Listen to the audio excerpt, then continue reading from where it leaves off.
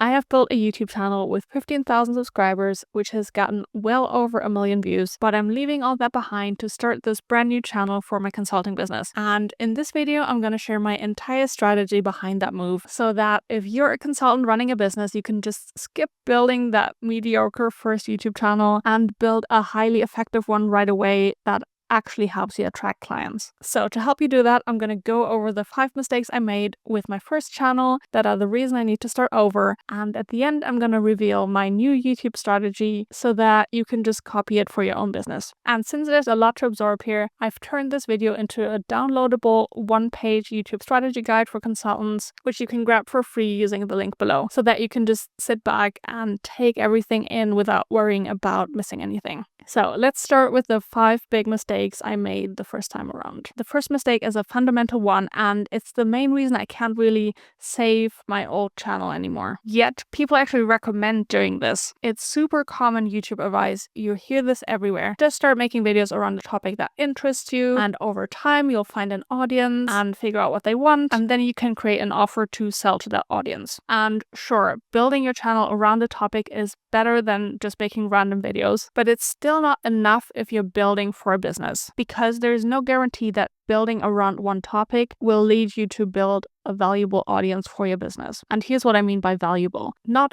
all audiences are equally valuable to a business, even if they're the same size. An audience is more valuable if they all have the same problem or aspiration, they're at the same stage of trying to overcome that problem, they use the same words to describe their problem, they have the same spending power, all of which means that you can put out content and offers that are specific and relevant to your entire audience at once. Let me show you what happens when you don't do that, because this is what happened with my old channel. I basically built my channel around the topics of engineering and career advice, like advice on how to choose your engineering major, how to make it through engineering school, how to land your first job, and become a more successful engineer. Some of these videos were interesting to high school graduates picking their career path, some to engineering students, recent engineering graduates, fresh engineers, and even established engineers. I also shared day in the life videos as an engineer, which were potentially interesting to anyone who's curious about what life as an engineer is like. So while a lot of my audience have the same common interest in engineering, they don't have the same problems. They're at different stages of the journey, if they're even on the same journey, and they have totally different spending powers if you look at students versus established engineers. There's basically no offer I could sell to all of them, and if there was, it wouldn't be very valuable because it would have to apply to all of their different situations,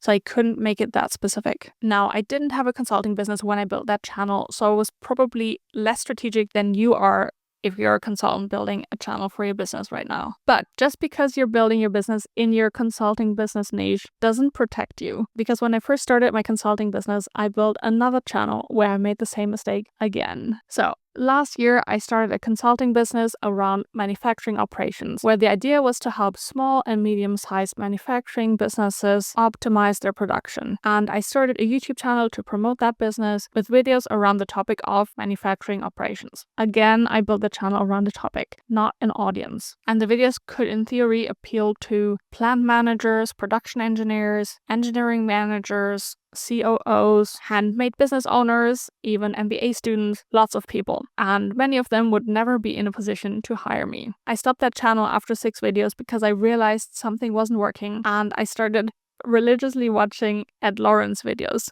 who I think is one of the only people on YouTube who actually gives sensible YouTube advice to business owners rather than being caught up in the YouTuber approach. And this led me to finally realize that the main factor I got wrong is that I kept building around a topic, not an audience. So now that I pivoted my business and I'm starting over on YouTube, rather than building this channel around the topic of growing your business online and risking that I will again build a very disparate audience, I'm focused on a specific audience from the start, which is expert consultants who are running a business and already have a digital presence but are struggling to generate sales online, which means it's much easier for me to make content and offer products and services that are relevant to this entire audience at once. The second mistake is kind of sad, because it's so obvious, but it took me so long to learn. And I see it with almost all consultants, which is a shame because it means that all of this effort we put into making great videos kind of goes to waste. And what is this obvious but common mistake? It's poor ideation and packaging. And by that, I mean not selecting high potential topics that your audience wants to watch and not presenting them in their best light with great titles and thumbnails. And before you go, I'm an expert. I make educational content. This doesn't apply to me. My audience is going to watch no matter what. That's what I thought too. And unfortunately, you and I both are being overtaken by people with far less expertise who are just better at packaging. Because for the right people to click on a video, they have to understand what the video is about, think it's for them, and want to watch it because they think they will gain something valuable from it. So let's look at one of my own videos to see how this plays out in a title and thumbnail. And this is a video I was actually quite proud of. I thought I had a pretty good title and thumbnail, but we'll see in a moment why that's not actually the case. The video is titled, "Why Batch Production is the Worst Way to Make Products." So first of all, is the topic clear? Yeah, I think you can understand that this is about batch production and why it's bad. If you know what batch production is, which the people I was trying to attract would know that. But it could be clearer because what is worst and what kind of products are we talking about? Then, will my clients think this video is for them? Well, here it already gets tricky because the title and thumbnail don't tell you who this video is for or in what situation you would watch it. So no. And is the video compelling? Well, that almost doesn't matter anymore if it's not clear who this is for. It creates curiosity, it's a catchy title format, yes, but it doesn't make a strong promise in terms of the value that you will gain from watching it, what outcome it will help you achieve. So I think a better title would have been, "Why Batch Production is Making Your Production Line Less Efficient." It's not perfect, but at least it implies that this is for people who have a production line that is less efficient than they would like, and that the video will help them fix that. So it's already a much stronger promise. The third mistake I made is a pretty quick and simple fix with a huge impact, which is that I didn't provide a clear path to go from watching my content to becoming my client. Basically, I didn't look at my YouTube channel from a potential client's perspective and thought about, okay, so they found one of my videos, they really enjoyed watching it, maybe it helped them with a big problem. What do they need now? What do they want to do next? Maybe they want to watch another similar video. Maybe they would really love a downloadable one-pager of this video. Maybe the video is so good and the problem is so urgent that they directly want to work with me. Either way, let's give them the option to engage more, to continue their journey with me, to get more value, and in the best case, to get them to a point where they're ready to work with me. And I said this is a quick fix because this can be as simple as just adding a link to your services under your videos and on your YouTube channel. Sounds obvious, right? But I, along with many fellow consultants, did not have this. I think the reason I didn't put this in place earlier is that I had this mindset of I want to provide a lot of free value first. I don't want to come off as too salesy, and I thought I was building up essentially good karma with my audience by giving them a lot of value and never asking for anything back. But there's two problems with that. One, I don't know if I actually gave people that much value. Sure, I put a lot of effort into my videos, but effort doesn't equal value, and value is subjective. I might think something is highly valuable and to you it's worthless. What is a good measure of value though is money. If one of my videos makes people want to work with me and they click on the link in the video description and become my client, or even if they just sign up to my email list, that's a sign that they got value from the video. So if I don't give them any actions they can take after watching my videos, I don't actually know which videos provide the most value beyond just entertainment, which the number of views can tell me. And I run the risk of making low value videos for a long time until I finally decide to ask for something back and find out that my efforts didn't create that much value for anyone. So there's nothing to ask back from anyone. The other problem with this mindset is that for some percentage of the people that find us, they have an urgent problem that we can solve, and it would be most valuable for them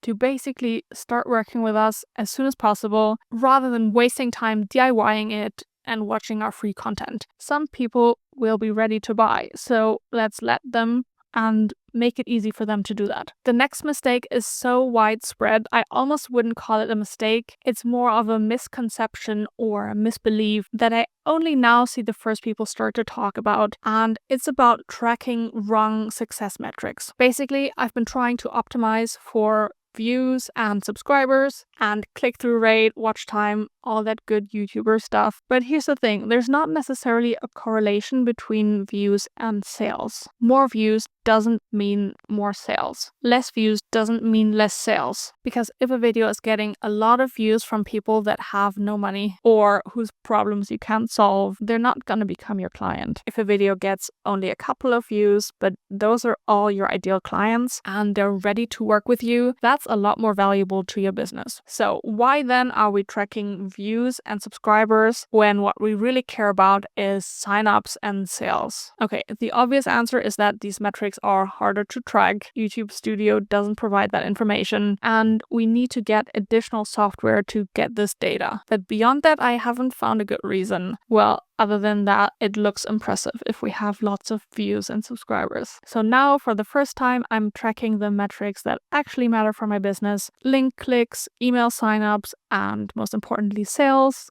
not views. And the final mistake, you could say, pulls everything together, or rather not. And that's that I never had an overall strategy for my channel. Even though I hoped to turn my YouTube channel into a business eventually, I never had a clear business end game or monetization strategy. Now, I tried a lot of different tactics and experiments. I tried earning money through AdSense and affiliate sales and sponsors and digital products, and I tried to improve my titles and thumbnails, learned how to use Photoshop. I hired different video editors. I started a podcast. I wrote a newsletter. I bought better camera gear and microphones. But because I didn't have a strategy, I couldn't clearly tell if I was making progress or how these tactics or any piece of advice would fit into the full picture. I don't think I was moving forward all the time. I was moving, but not necessarily forward, and I couldn't tell, which is why I'm now approaching this channel very differently. And now that you understand all the mistakes I made, which led me to start over on YouTube, it's time to reveal my new channel strategy, which is actually quite simple and straightforward.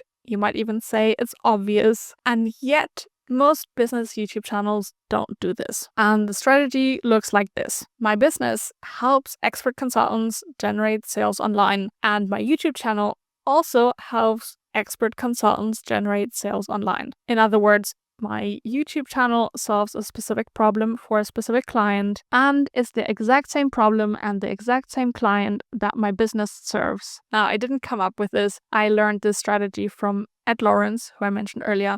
So thanks again, Ed. And I feel like it's so obvious once you learn it. If the purpose of your YouTube channel is to attract clients to your business, the YouTube channel of course needs to attract people who fit your ideal client and who have the problem your business can help with. Yet, most consultants I see create content that's pretty close in terms of target client and problem, but it's not a perfect match, which is a problem because the people you're gonna attract are gonna be just not quite qualified to become your clients. And as we like to say in German, a close miss is still a miss. However, this also means that you can stand out and do better than most consultants on YouTube if you just make sure that your channel solves the same problem for the same client as your business does. And when you apply this strategy to your consulting business, the next thing you need to do is create content that solves the same problem as your business. And I have laid out the exact system you can use to turn your consulting expertise into content. So watch this video next if you want to make sure your content shows off your expertise and attracts the right clients to your business.